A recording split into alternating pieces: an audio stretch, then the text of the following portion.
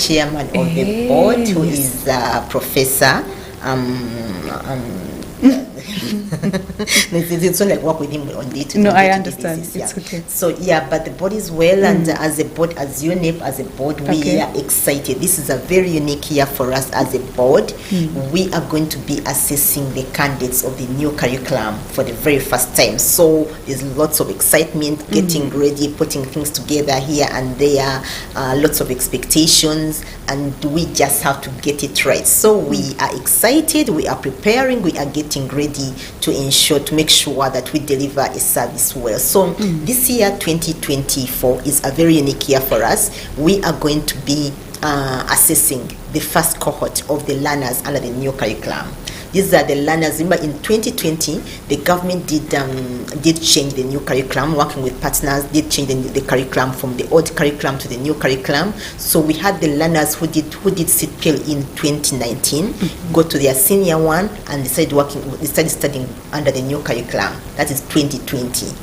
And so 2020-2024, we are going to be assessing these learners for the very first time under the new curriculum. The new curriculum has its own unique aspects. It has a very unique aspect of continuous assessment, whereby the learners have got to be assessed right from, there is what we call school-based assessment, which is going to contribute 20% to the scores of the learners, and then UNEB is coming in at the tail end to assess the end of cycle assessment, which is the 80%. So that is where the excitement is. And right now, our teams are in the field to train the teachers on how to get the scores for continuous assessment. We have done the northern region. We are doing the eastern region currently. And we are going to go into the southern, to the western, and to the central here.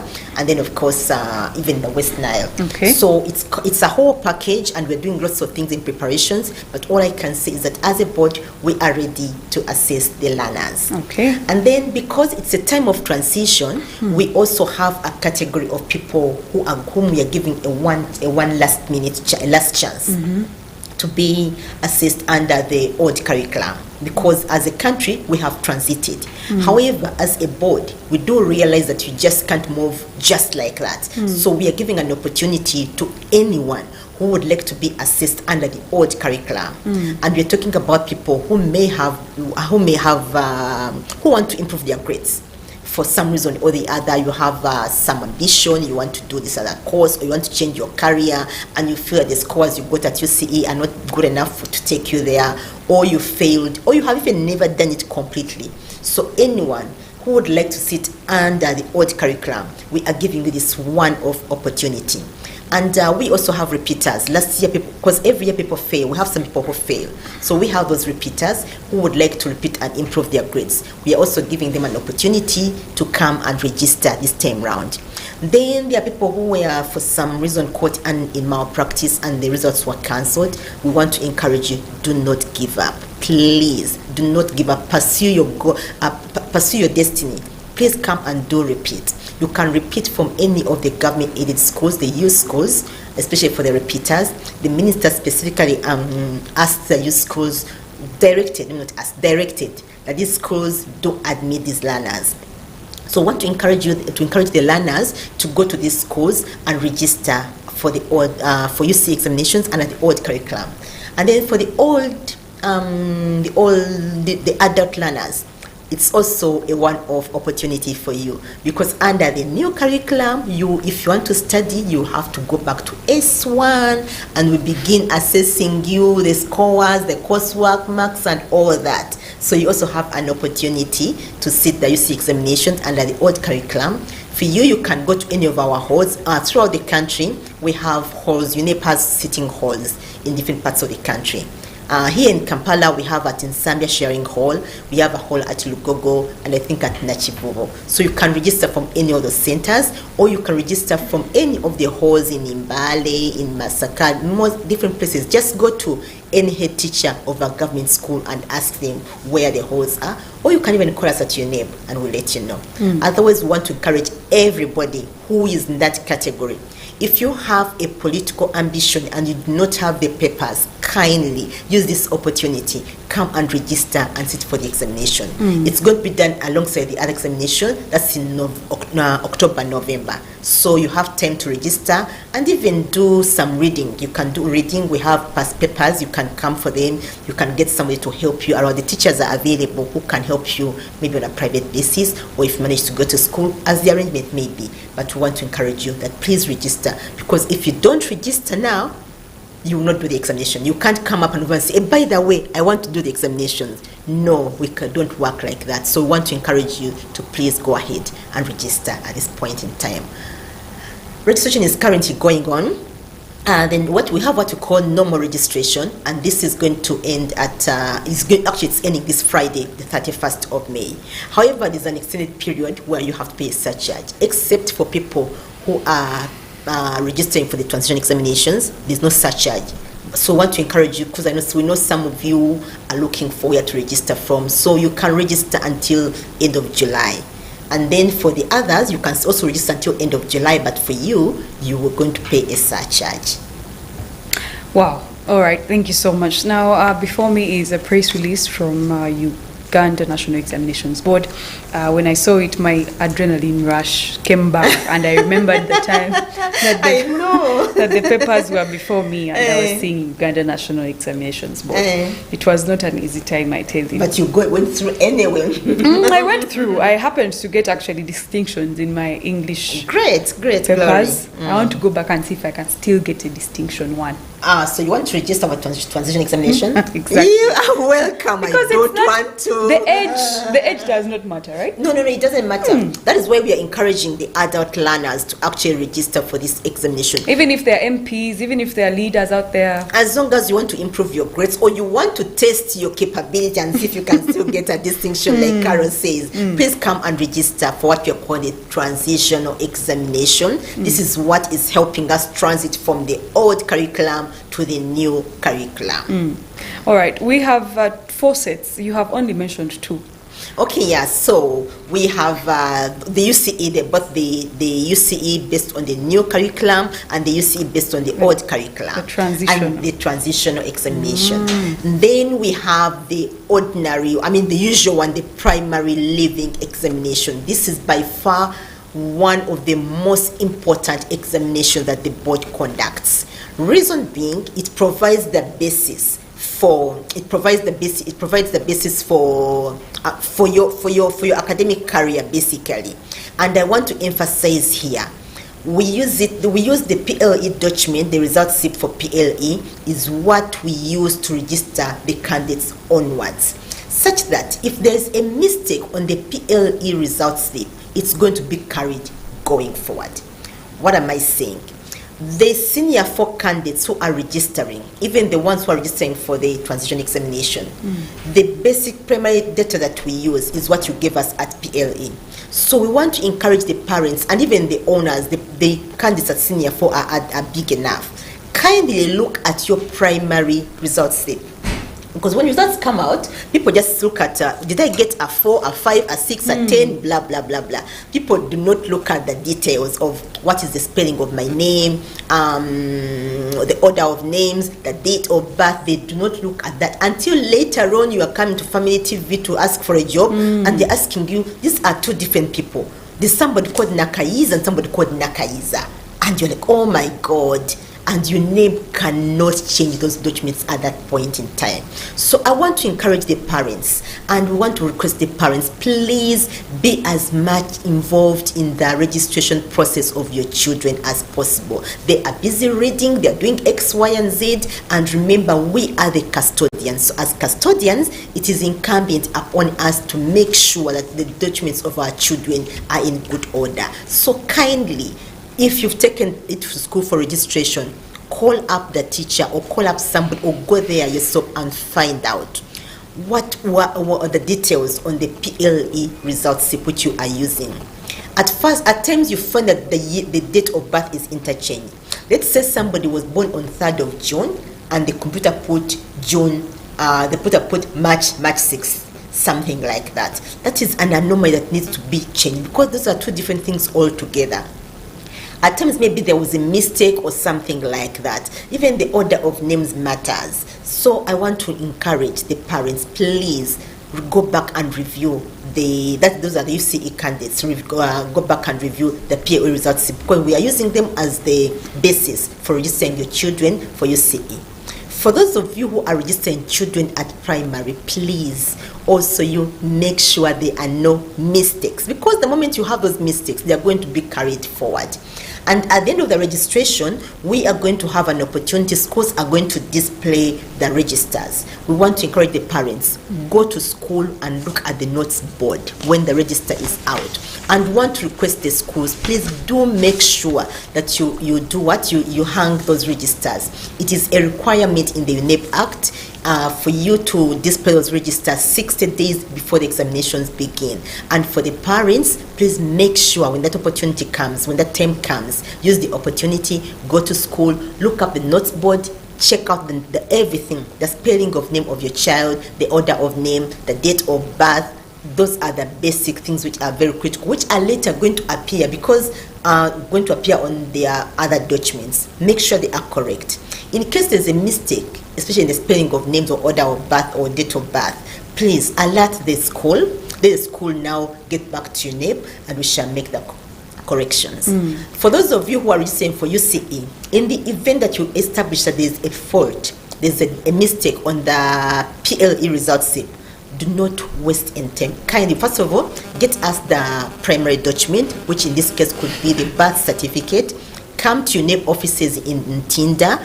Come to room 21. There's room 21, and you'll be served immediately to make sure we correct the anomaly. So going forward, you have corrected documents. All right, that is a beautiful contribution. Let's start from the difference between the two curricula. We have, as Ugandans, we are used to subjects in from senior 1 to senior 4, and those subjects have things like what do they call them? Topics that we look at, and then at the end of the term, there is a paper that we are supposed to write, assessed, and we get marks out of something like 100 or something. So the difference between that and this new curriculum that you've introduced is what I want you to shed a light on. Okay, thank you very much. The difference between the new and the old curriculum. First of all, it is the difference is not so much in there's a difference, but the critical thing here is that I think the new curriculum purpose is to bring out a learner, a wholesome learner, who is very innovative, who is patriotic, who is going to be solving problems, who is going to have good communication skills, who is going out there, as in you position them in any part of the globe and they will survive. It's not about having a learner who is going to cram and say, hey, by the way, what are the requirements for UC examination? They've crammed them 1 to 10. Number 1, 2, 3, 4, 5, 6, 7, 8, 9, 10. Now, amidst all that, while those basic principles are remaining, it is okay for the learners, they are going to be studying that. But amidst that, we have what you call activities of integration. These are the activities which are going to help. So we still have the subjects. Under the subjects have changed. Before, in the old curriculum, we used to have 46 subjects. And now in the new curriculum, we have 36 subjects. Not because we have made it less important, but because we try to establish their subjects which could be combined actually. We don't really have to have so many, a whole list of subjects for learners to choose from. So we have 36 subjects in all. However, as an individual learner, for us, by the time you get to be assessed at UNEB, you do a maximum of 9 subjects and a minimum of 8 subjects. So you could do 8 to 9. However, at senior 1 and senior 2, because at that point in time the learners are still they're being introduced to the concept. They have I think they have up to 16 subjects, but many of them are doing 12 subjects.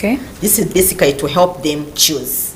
So they have those electives, and then when they get to senior 3, they choose from the electives. So they have the compulsory subjects, and then you do either 1 or 2 electives. So you have 8 compulsory subjects, and you do an extra elective, subject.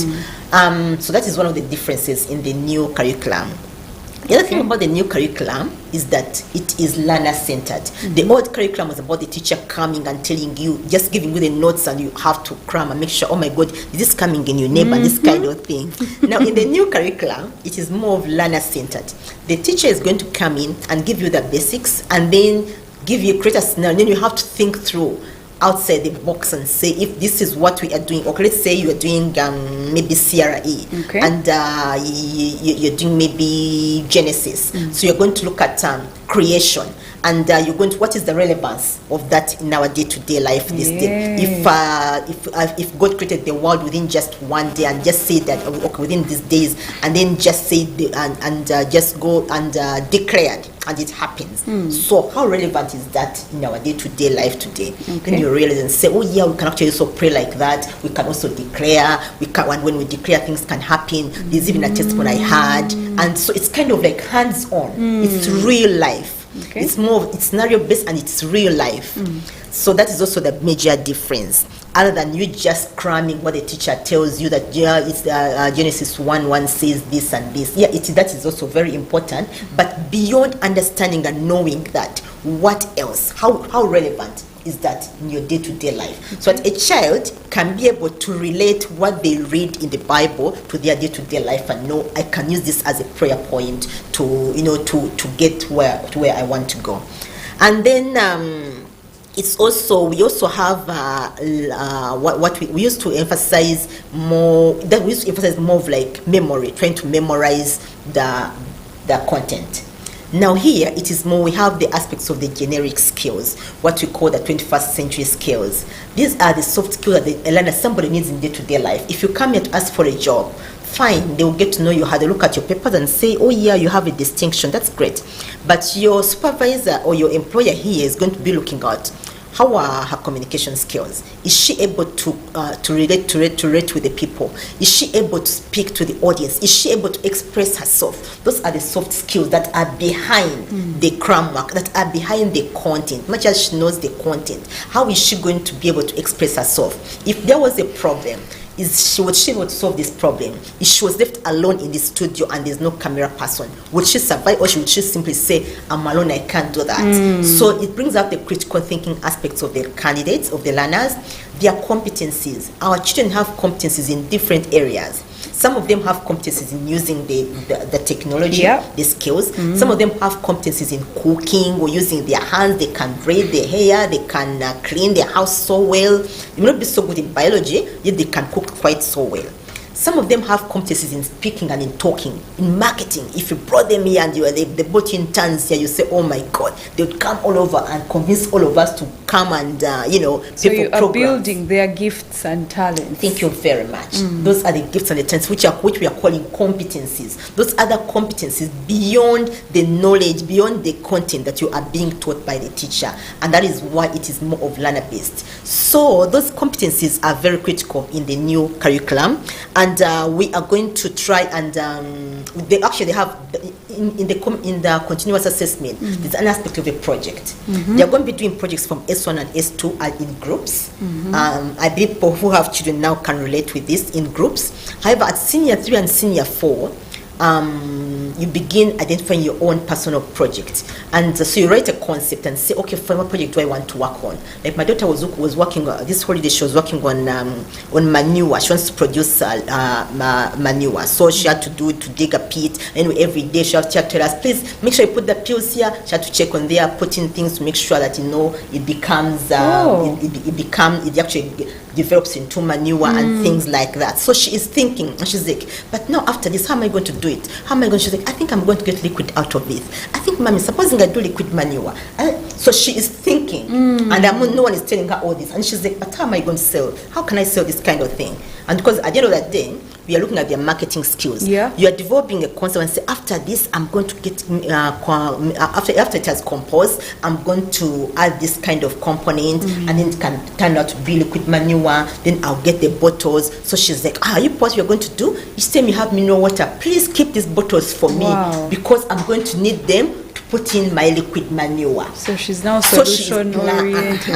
And she is planning, and she's also doing a budget and making identifying the resources she's going to need. So she's like, well, I'll need bottles to package this. I don't need to get money to buy that. We always have mineral water at home. So keep for me these bottles. I will use them to package. I think I'm going to need a label. Now you see this mineral water bottle, I need to remove this label. I need to get my own label. Okay. I'm going to draw, and mommy, can you print this for me? And I have my own label. So she's thinking of labeling her own liquid manure. Wow. And no, they are thinking, so they are using the available resources in the home. Or she wanted to say, can I put a pit near your flowers? And she puts the pit there. And then she says, when you peel the bananas, can you please be putting the banana peels in there? Wow. So flowers don't have to give the banana peels to the person who's doing the class. And she's saying, please keep putting the banana peels in here. I'm checking on my whatever for me. She's thinking, she's involving somebody. And she's caring for the project, actually. Yeah, I never cared for chemistry. You know? I was born in the wrong generation.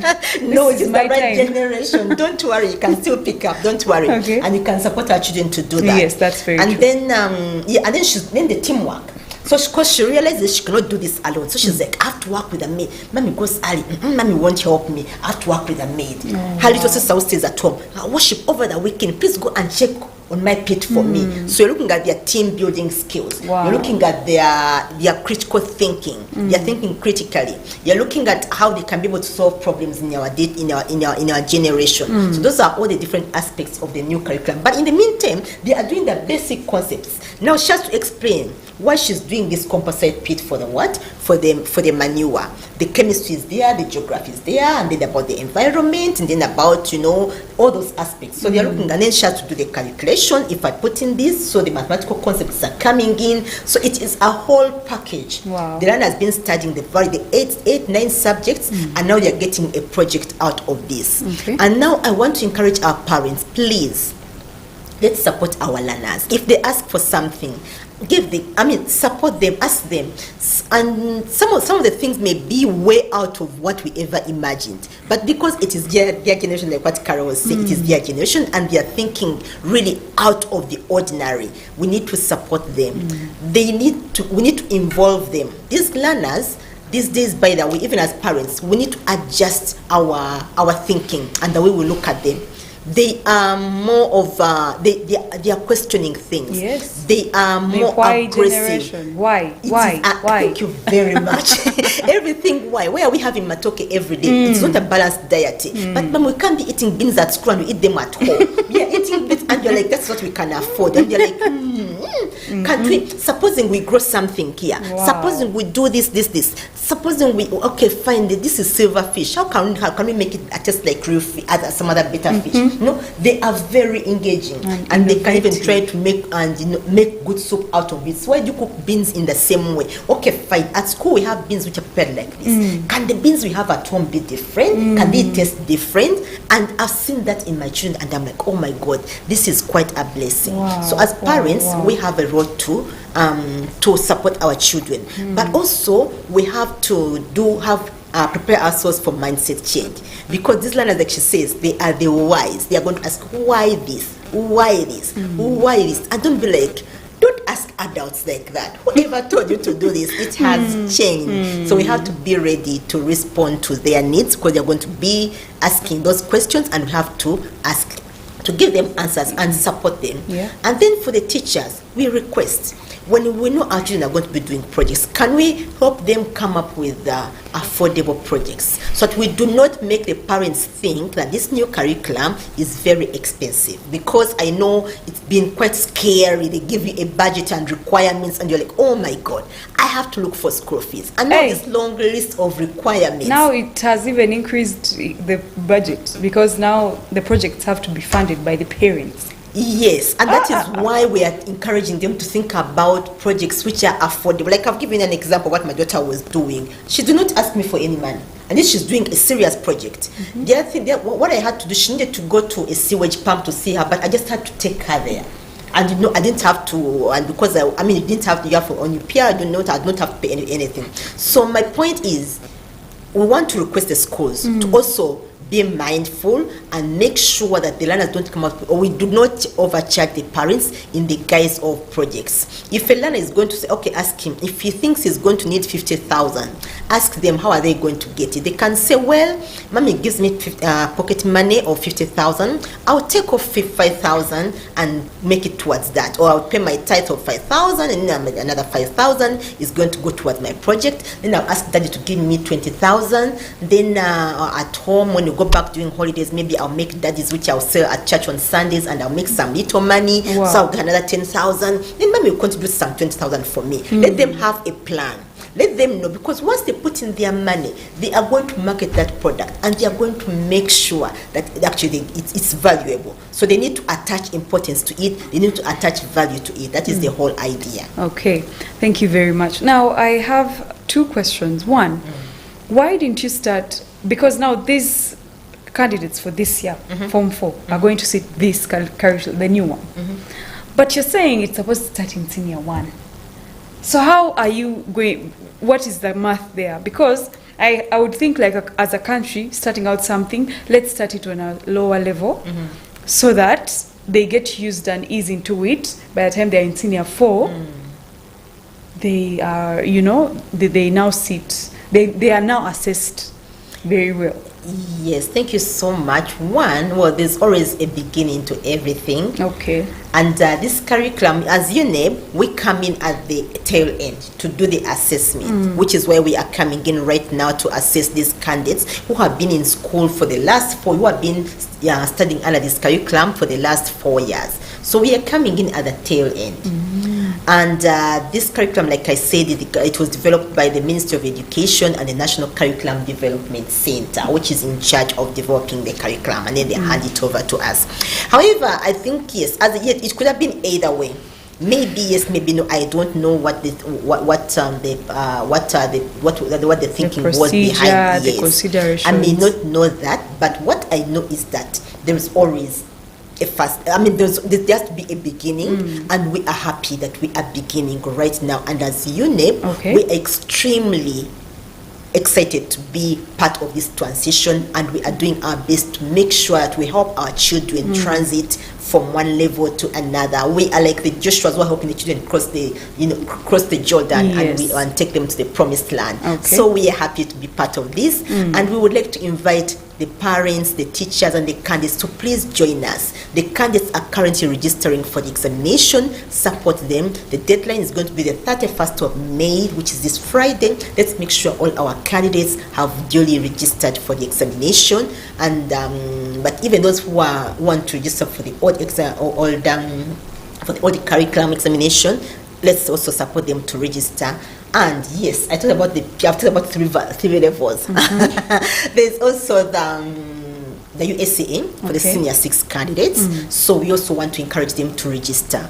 The Senior 6 candidates, this is a very special category of learners, because at this level, the learners are determining their career path.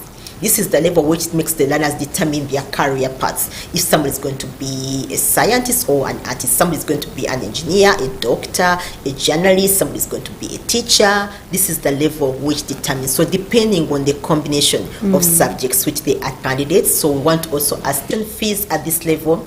We have the candidates registered at PLE. The fees for UNEB is 34,000. And then at UCE, both the transition examination and the new curriculum examination, the fee is 164,000. And then for USCE, that is for Senior 6, the fee is 186,000. We have those are the fees now that come to your name. Now, the schools have some administrative costs. Registration is done online. And these days, we do have photographs on all the result slips, right from the PLE result slip. That means that the schools have got to provide for the pictures, taking of pictures of the candidates. So you have to take the pictures of the candidates, and they have to be high resolution pictures. They have to get a professional photographer to come and take the photographs. They have to make sure that they do the online check-in. They use the portal. They have to have internet and all that. So they have to have somebody maybe there if they do not have a full-time IT person. Some of them get what they call service providers to help them with all that. What I'm trying to say is that the schools have some administrative costs. However, we request the schools, first of all, to demarcate, they clearly indicate to the parents, 34,000 goes to UNEB. This amount is for administrative costs. Please indicate to the students and to the parents. Let them clearly know how much it is, and make something which is moderate, which is moderate, really reasonable, depending on your location and where and how you access the services. But some of the heads of centers really do exorbitant fees, and they overcharge the candidates, which is really not good. Honestly, for somebody to charge UNEB, you're giving UNEB 34,000, and you charge a parent 150,000. I think that is really not called for. That is quite exorbitant. We want to request our heads of centers to please be reasonable. Don't overcharge the parents in the guise of UNEB fees, because they have other they still have to pay the school fees. They have other children to take care of. So let's try and be reasonable and not overcharge the parents. Thank you very much. Lastly, let's talk about the teachers. We have the same teachers going to carry on this particular curriculum that is incoming. These teachers, some of them, we know that they are really not patient.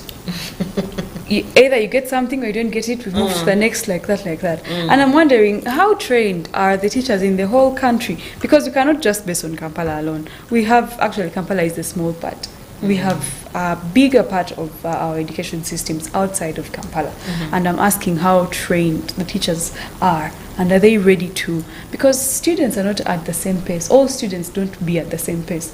What one learns in a week, another learns in 2 days, another learns in a month.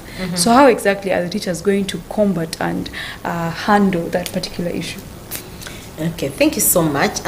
Yes, you're right that we have different areas. And actually, to start with, for us now as a board, Kampala is even our last spot. Wow. Okay. When we are trained, like I told you, we are trained the teachers to help them do the assessment for continuous assessment. We are training them. We did start with the north. Right now we are in the east, and we are going to move to the western, southwestern, and West Nile, and central is going to be our last. Okay. So that is now. However, that is just now for the assessment, which is UNEB's concern. The school's National Curriculum Development Center and the Ministry of Education did take the teachers through various trainings. And if you've seen a report of a candidate, rather a learner who is from S1 to S3, S4 currently, you've seen where they're saying is able to articulate issues well, like in chemistry, is able to identify the matter which is XYZ, is able to work as a team. The reports have changed. You see, we have the basic. I think we have the basic. We have moderate, and I don't know what the other level is, excellent or something like that. Okay. What this clearly shows is that our teachers have transited from the old curriculum model to the new curriculum model. Of course, like you said, we do not expect them to all be there at the same time. That is why now for us, even when you're training training them for continuous assessment, we still bring in the other aspects to still, actually we're calling it retooling. Okay. We're not giving them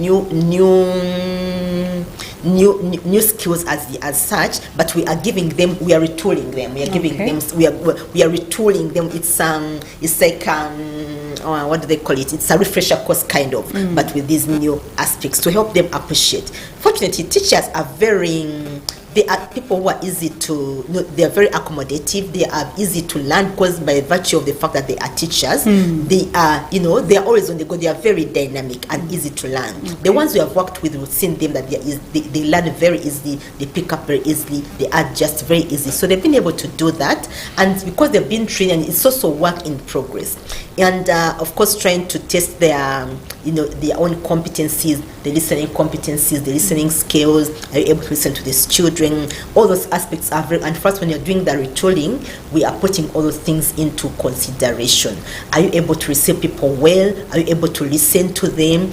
Are you able to, when somebody's talking, do you listen or do you talk back as well? Because first of all, they need to give those basic skills to the children as well, but also they need to. They need to up their game listening.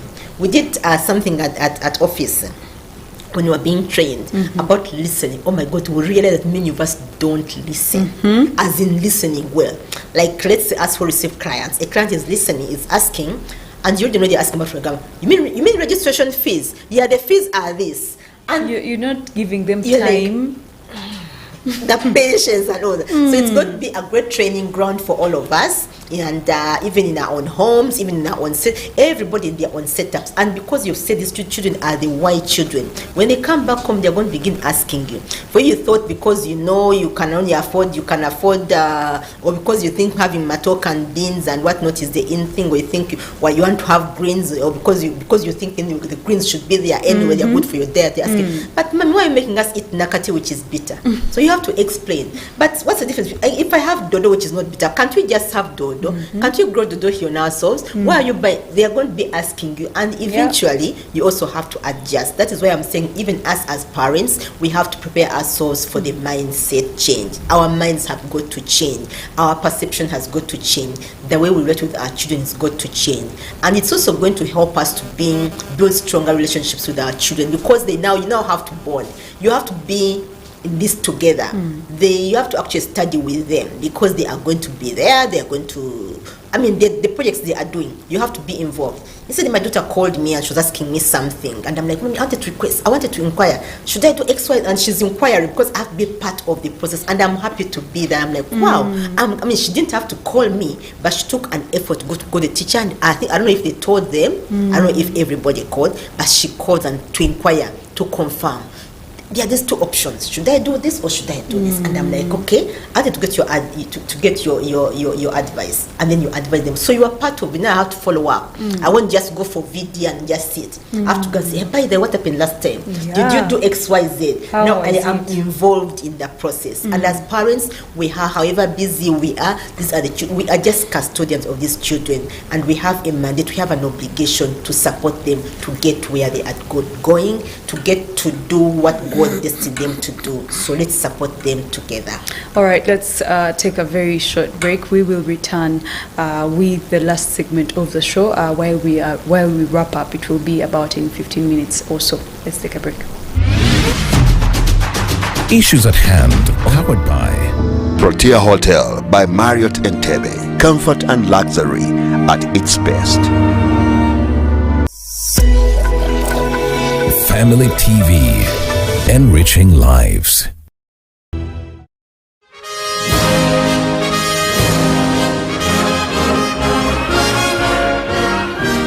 When people die, they are good. A dead body is always good. He has done us good. We cannot replace him. There's no one who is replaceable. There's no one. But what can help you? It is to leave a good legacy, that people will remember you. Sometimes I share with my students a small story of an animal which normally is regarded to be the wisest, the hare. Once in a meeting of animals chaired by the lion, which was the king of the animals, he said that all those who are in the meeting and are not married should go out. This is for the marrieds. And then the hare put up a hand. I have a question, Mr. Chairman. Yes. What is it? He said, what about some of us who sleep like married people? Should we also go? And may I say to those of you who are not yet married, determine what kind of family you want to raise. Because the family that you raise, the children that you get, you will either sink them or you will raise them up to be good citizens and good people in the church. If you read Proverbs 16:1, they tell you that the plans of the heart belong to man, but the answer of the tongue is from the Lord. Because we all need love. As long as we are humans, we need love. Now he says yes, but I'm praying that you will experience the greater love.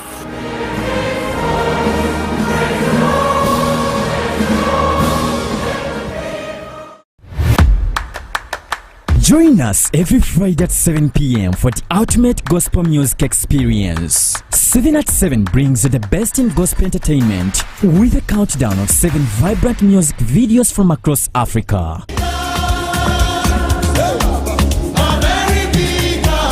Shining a special spotlight on Ugandan top hits and regional games. Enjoy engaging commentary. 7 at 7, the Gospel Groove brings you the hottest and the latest songs. I'm a shy girl, walk like a queen. Pick up your crown, baby, walk like a queen. Exclusive artist insights and lively audience interaction that makes 7 at 7 a must-watch for every gospel music enthusiast. Tune in to 7 at 7 on Church of Uganda Family TV, your weekly Gospel Groove celebration.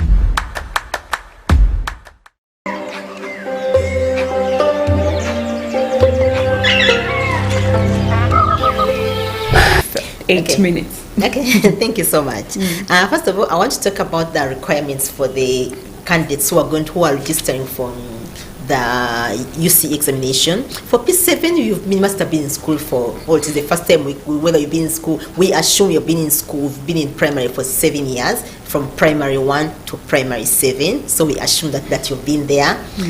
There's no really age limit. The minimum age is about, I think, 12 years, 11 to 12 years. If you are to 11 to 12 years, beyond, even if you are 30 or 40 or 50, you can still for, there's no maximum age limit. There's no age limit for P7. And then for senior 4, that is where it becomes very tricky. Because remember, like I told you, at senior 4, the document for PLE is the primary document. So now, like for instance, the candidates who are sitting for the UC examination under the new curriculum, we do expect them to have start PLE in 2019. So you're going to ask for your results slip of 2019, and you are going, if it's not 2019, our online system will not accept you. We have received cases of candidates or learners, because you become a candidate after you have been duly registered. Right now, we don't yet a candidate until you've been duly registered and UNEB has acknowledged you. So we have cases of learners who did exam. These are this COVID, during the COVID period. They did examinations. They are 2020 candidates. However, that examination, because COVID is closed, in 2020 schools were closed, those learners sat for PLE in March 2021. We did release those results in September, I think July, August, September, around that time. That's when we did release those results. And the schools were not opened until January 2022. So ideally, these learners, because for us, you should have been in school for 4 years. Now, these learners clearly have been in school for 3 years. However, we've gotten an overwhelming number of these learners and requests from them. And management is considering to give you a special consideration as a one-off. Not that it's going to become a precedent that you can actually sit UCE after 3 years in O level. No, it is not going to happen again. So the learners, so people have been asking, I know there are people out there, the parents who are troubled because there was a policy for automatic promotion. So we don't know whether you did promote yourselves from, for whatever it is, and whatever it is. So the board sat this week and guided that UNEB could come up with that. This is now the management board, and actually the ministry advised, and then the board sat, and then it's been because it's kind of out of policy. However, we are going to give you an opportunity to register for the UC examination under the new curriculum. So we are finalizing the modalities between today and tomorrow and Friday. You should be able to register. So if you are head teachers out there, if you are parents out there, and you have children who sat in 2021 but they are 2020 candidates and they've been wondering and were not, because the system was not allowing them to register, now just get their details. Once we've made that adjustment in our system, then you can be able to register those candidates. But for the teachers, you may be required to actually come to UNEB and explain the circumstances under which you did register those candidates. So I wanted to make sure that the people who are out there and they are still not clear for them, the board is good. Just know that in principle, the board is going to allow you to register the 2020 candidates. Because as a board, much as we assess examinations, we also have a human face. We are also parents, so we don't want our children to just no, you've been like in S4 already. Now they're telling you can't register. You're like, oh my God. So as a parent, what are you going to do to this child? Are they going to go back to senior 3? Are they going to continue studying with the senior 4s? And those have been all those dynamics which we had to consider, and also consider these children, consider their self-esteem, consider their destiny. Some of them are girls, and you're like, what is going to happen to this girl? Supposing she gets... So there are also many things we had to consider. That's why we had to come up with that position as a board. And I want to thank management for really being very considerate in that area. So the other thing is that you must have passed PLE in grades 1, 2, 3, or 4. So you must have passed PLE at that time, in 2019 or 2020 in that case. And then you need to provide us with that. So you have to give us the correct index number for PLE, because this is what we use as a basis. Actually, basically, you need to give us your results slip for PLE, and then we shall basically use that information for registering you at UCE. And then this time round, because of the new curriculum, you need to have scores for continuous assessment. So your teachers must, if you did transfer from one school to another school, please, parents, teachers, work with the schools. And I want to request the teachers I've had parents calling and complaining and saying schools if a child has left a school and they want to go to another school, this will require them to get their scores for continuous assessment. And some schools are refusing to give them those scores. Please, you are looking at the monetary element. Maybe somebody is leaving your school, but you are destroying a destiny for this child. These candidates, UNEB will not assess them if you do not have the continuous assessment scores. They contribute 20%. So in case Elana is leaving your school and they come to ask you for the scores for continuous assessment, please avail them.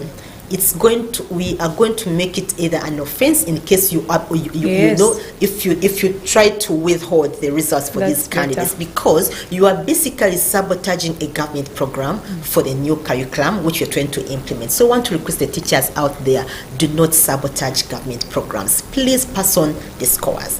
The other thing that we want to ask the teachers and heads of centers, like I said earlier, don't escalate the prices, and it is an offense to charge fees which are not for UNEB, and then you also call them UNEB fees. Another thing is, it is also an offense to misappropriate UNEB fees. We don't want to get to a term of registration, conducting examinations, and we are getting issues of candidates who gave in their money for registration and heads of center did not submit the money to UNEB. So heads of centers, if you've been requested, if candidates have paid you their money, go ahead and submit it to UNEB. And then they use schools. The government pays money for all the government-aided schools for those candidates. The UPE candidates, they use schools, and the UPOET candidates at senior 6 level. So heads of centers, we don't expect you to charge these candidates registration fees. However, you can charge them a minimal administrative cost to help you administer the examination. We heard of some schools in Mbale, some school in Mbale are coming to you. Okay. You are a youth school and you have charged candidates over and above. Please, just tell that school in Mbale it is a youth school. We are going to do what it takes to make sure that you are brought to book. So please, whatever it is, but please, schools, do not do it. Is an offense to charge schools, to charge candidates money which is not supposed to. Man, now that is a youth school, government pays for those candidates and you are charging them. That is really not really, that's not a good thing. That's fraud. That is really fraud. It is an offense, and the law is going to catch up with that system, with the DOS, the head teacher, or whoever is involved in that. And then for the senior 6 candidates, you also must have passed UCE. You must have passed UCE still, and you should be able also to give us you must have passed UCE, and still we are going to use the results slip for UCE, what we're going to use to register you for USCE. For PLE, we need the birth certificate. Reason being, we want to make sure we align the names on the birth certificate of the candidate, as they are going to be the same names on their PLE results slip, and then going forward they will be the same on the UCE and the USCE. And when the time comes to display the registers, schools want to ask you, it is mandatory for you to display those registers. And when they get registered, they get displayed, parents please go and confirm the date of birth, the name of the candidate, the order of names, and then for the UCE candidates, confirm the subjects. Some of them can put on the papers. You can ask, which paper are you doing? History has different papers. So which paper is the candidate doing? So they can be able to register for those papers. Otherwise, if you reach last minute and then you say, they registered me for paper 3, yet actually I do paper 4, you have to register under protest and you have to pay for it because you are disorganizing us. What you give us for registration is what we use to plan for the examination. So it's very critical for us to make sure we follow the process and do everything the right way. Well, you've heard it from Jennifer Kalule Musamba, the Principal Public Relations Officer for Uganda National Examinations Board, as they prepare to introduce and, of course, implement the new curriculum for Uganda Certificate of Education, that is Senior 1 to Senior 4, particularly Senior 4 that they are beginning with this year. Thank you very much, and our regards to the board. Because of time, we would like to end here. Thank you so much for being a part of Church of Uganda Family TV, particularly Good Morning Family and Issues at Hand. We have 5 days to Matters Day, and updates will be coming in subsequently. Stay with us. Good morning. Issues at Hand, powered by Protea Hotel by Marriott Entebbe. Comfort and luxury at its best.